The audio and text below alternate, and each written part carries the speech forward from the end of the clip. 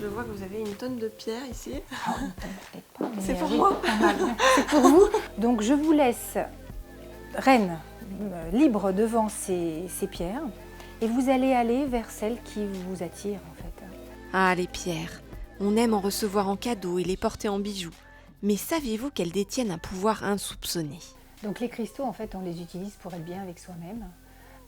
Ils ont tous des vibrations différentes, des couleurs différentes et ils sont tous reliés au chakra. Lorsqu'on manque de clairvoyance, lorsqu'on est un peu indécis, on ne sait pas trop quel choix faire dans la vie, eh bien cette pierre-là, en l'utilisant, va nous permettre d'entrevoir des pistes, de sentir ce qui est bon pour soi, sans que ça passe par la tête. Mais alors, comment ça marche ? Notre corps n'est pas seulement constitué d'os, de tendons, de ligaments, de peau, etc. et de 70% d'eau. Il contient aussi des minéraux et des oligo-éléments, dont le dioxyde de silicium, qui est donc le quartz, le cristal de roche.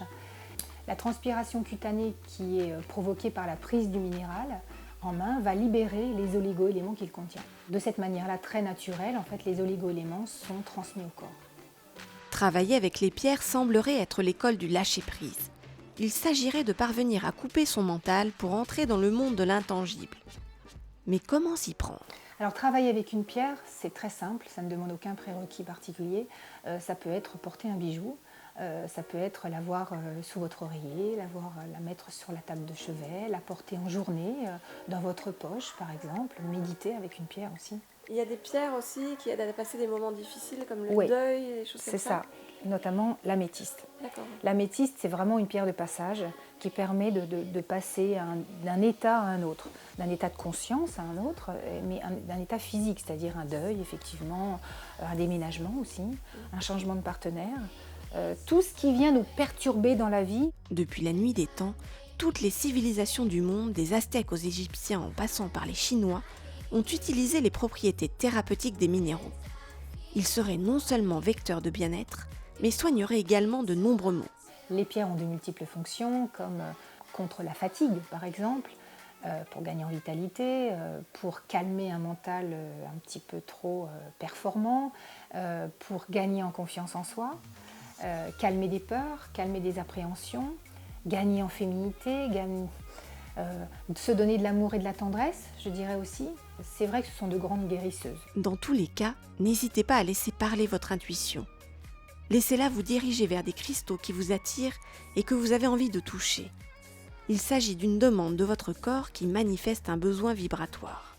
Pour choisir une pierre, à mon sens, le plus intéressant, c'est le choix intuitif. C'est-à-dire d'aller directement vers la pierre qui vous séduit, qui vous plaît, sans savoir sur quoi elle travaille. Là, on n'est plus dans le mental qui va manager tout ça. On est vraiment dans un choix intuitif qui envoie la main vers la pierre et ensuite on vous explique sur quoi travaille la pierre. Et cette pierre, en général, elle est la priorité du jour ou du moment. Lorsque la pierre répulse, parce que ça peut arriver, certaines personnes me disent « Oh là, ça ne me plaît pas du tout », ça signifie aussi quelque chose. Donc là, il faut vraiment bien s'intéresser à ces vertus énergétiques parce qu'on est sur peut-être une fragilité, un dysfonctionnement personnel dont on n'était pas conscient et qui vient d'être révélé. Plus la pierre sera en contact avec votre corps, plus elle agira. D'accord. Et de façon quotidienne, ce serait formidable. Donc en fait, ce sont des amis IES que l'on garde avec soi parce que on est bien avec elles en fait. Voilà, vous avez toutes les clés pour vous remettre en harmonie avec vous-même. Alors mettez de nouvelles pierres à votre édifice.